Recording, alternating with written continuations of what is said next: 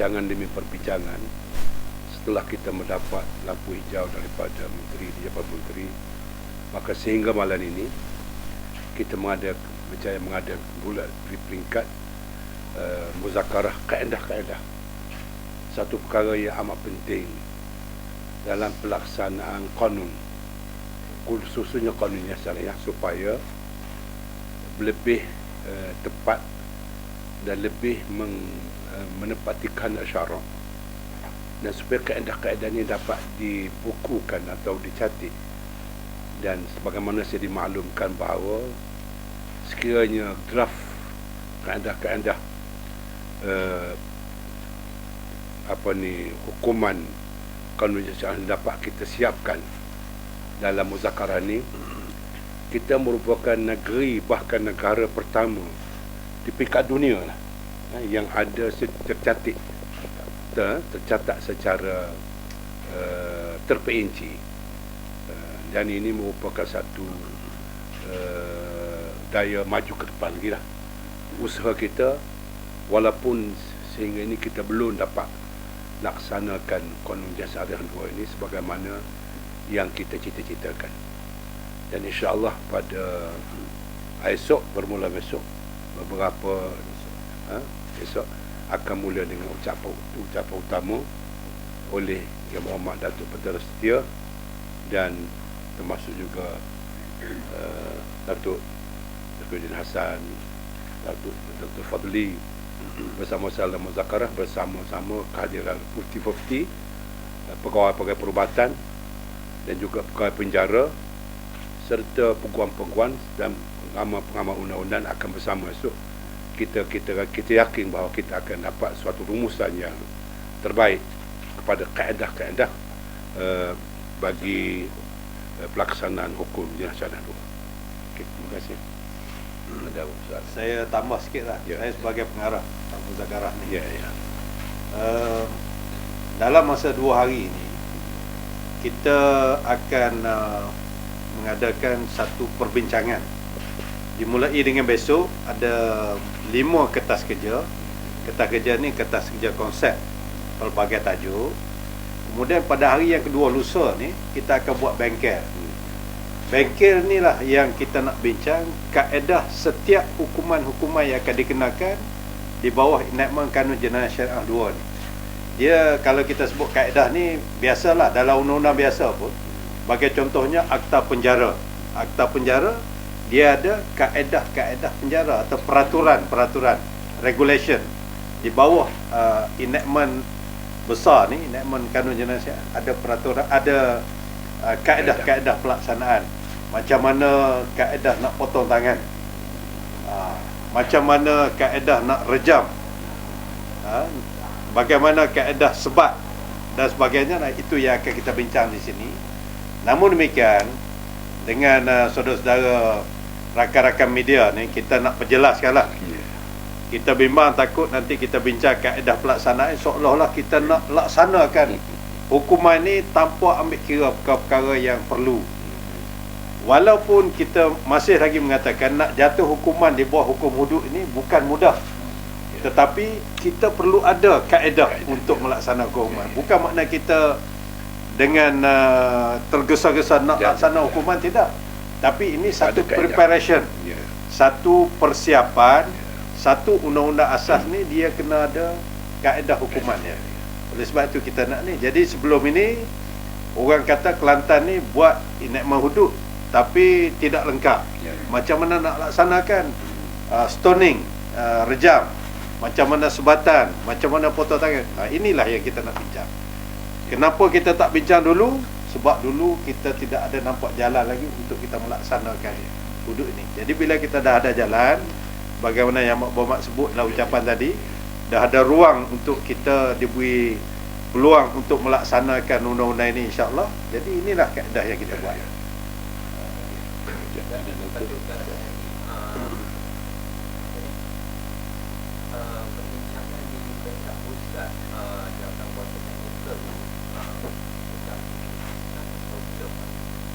Putuskan apa?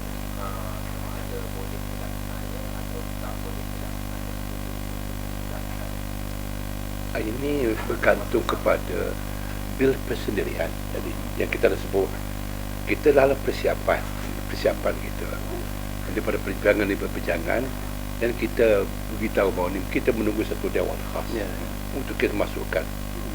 Saya tambahlah ya.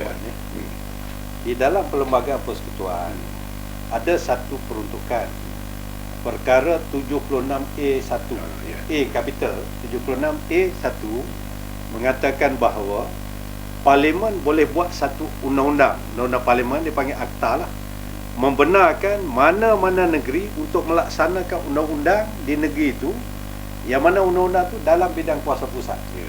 Sekarang ni jenayah ni bawah bidang kuasa pusat, bidang kuasa kerajaan persekutuan. Tapi peruntukan dalam perlembagaan mengatakan Parlimen boleh buat satu undang-undang untuk membenarkan Kelantan melaksanakan hudud, walaupun hudud ni dikatakan di bawah bidang kuasa pusat. Jadi dengan cara itulah Yang Berhormat Menteri Besar sebut tadi, kita akan bawa satu private members bill, maknanya rang undang-undang persendirian dibawa ke Parlimen. Kemudian prosedur dia, menteri yang menjaga hal ehwal agama ni, Datuk Seri Jamakhir akan ambil alih, sambung bawa di dalam Parlimen, ikut proses dia lah, first reading, second reading dan sebagainya. Dan rang undang-undang ni hanya perlukan simple majority saja, bukan 2/3. Jadi bila dah lulus di sana di bawah perkara 76A, maka Kelantan ni dibolehkan melaksanakan undang-undang hudud ni. Itu saja. Bila laksana, itulah kita perlukan kaedah yang kita nak buat besok dan lusa ni. Mana persiapan kita mengambil kira semua dalam pelaksanaan ni, kaedah mesti ada. Itu kita tengok keadaan perbincangan kita lah, macam dalam jawatankuasa teknikal di pekat pusat dan negeri itu kita akan bincang. Kita tak perlu tergesa-gesa sebab preparation sudah siap. Enactment Kanun Jenayah Syariah 93 pun kalau perlu apa-apa pindaan untuk mengemas kini itu kita buat di dalam sidang khas lah. Kaedah yang kita nak bincang esok dan lusa ni tak perlu bawa ke Dewan, hanya bawa ke Exco saja. Jadi tak ada masalah itu.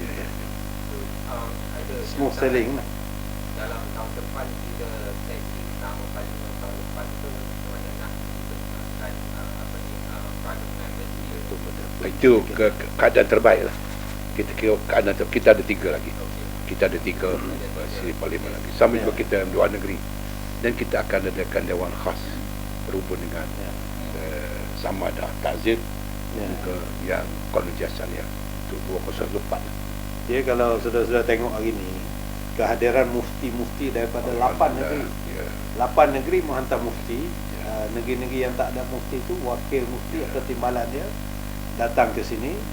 Besok kita ada kertas yang dibentangkan oleh pakar perundangan Islam ada, itu sudah semestinya. Jabatan Penjara ada satu kertas dibentangkan. Kemudian pakar-pakar perubatan dia bentang. Kemudian lusa ni kita ada 5 kaedah lah, 5 regulations yang akan kita bincang dalam satu bengkel. Mungkin satu bengkel tu dalam 15 orang gitu, yang terdiri daripada pakar undang-undang, pengamal undang-undang, ahli akademik, mufti-mufti, semua duduk dalam kumpulan kita akan bincang. Sekitar 80 orang. 80 orang. Kita tak ambil banyak sebab ini very close discussion dan betul-betul bukan kata open gitu.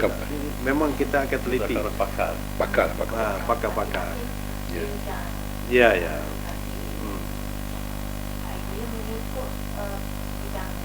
Ya, bidang. Dan kalau tambah terselat. Apabila mufti-mufti daripada negeri-negeri lain tapi sudah semestinya mendapat restu daripada negeri tersebut. Dan ini menunjukkan bahawa ada perkembangan positif yang kita harapkan di pihak kerajaan persekutuan tu. Dan perkara ini pun sebenarnya adalah dengan kerjasama Jakim. Sepatutnya menteri datang tapi dia ada pada ini adalah maknanya ini ada satu perkembangan ke arah merealisasikan pelaksanaan. Kita minta itulah rakan-rakan media tolong sebarkan perkara yang positif ini. Pertamanya kita ingat enactment ini section 56 dari enactment ini terpakai untuk orang Islam saja. Kesalahan yang dilakukan dalam negeri Kelantan saja dan tidak melibatkan orang bukan Islam. Walaupun dia ada pilihan untuk dipilih. Kalau orang bukan Islam tu nak dihukum di bawah undang-undang Islam, boleh. Tapi kalau dia tak nak, kita tidak akan enforce atau orang bukan Islam.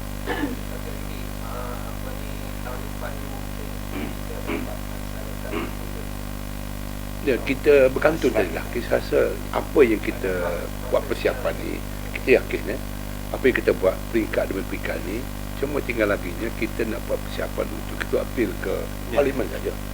Sebenarnya benda tu pun dah siap dah. Benda dah siap. Wait for the time.